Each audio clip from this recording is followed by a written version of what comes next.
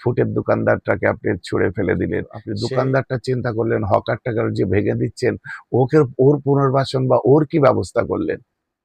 হকারটার জন্য দোকানদারের লস হচ্ছে। আরে আশ্চর্য!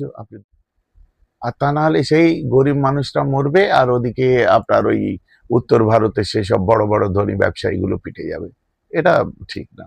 হকার উচ্ছেদ দেখুন না, একজন বলছে যে যার যে হকারটা মাল বিক্রি করছে ওই মালটা পাশের যে দোকানেও পাওয়া যায়, সেই দোকানদার 30 লাখ টাকা দিয়ে দোকান নিয়েছে, হকারটার জন্য দোকানদারের লস হচ্ছে। আরে আশ্চর্য! আপনি দোকানদারটা চিন্তা করলেন, হকারটাকে যে ভেঙে দিচ্ছেন, ওর পুনর্বাসন বা ওর কি ব্যবস্থা করলেন?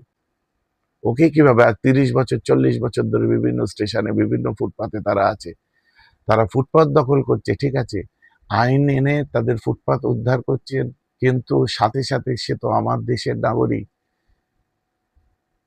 সেই গরিব মানুষটা বাঁচবে কি করে? আপনি ওই দোকানদার, এসি দোকানদারের কথা চিন্তা করলেন, ফুটের দোকানদারটাকে আপনি ছুঁড়ে ফেলে দিলেন। সেই গরিবদের দিকে অবজ্ঞা অবহেলা, পুঁজিপতিদের তোয়াজ মারা।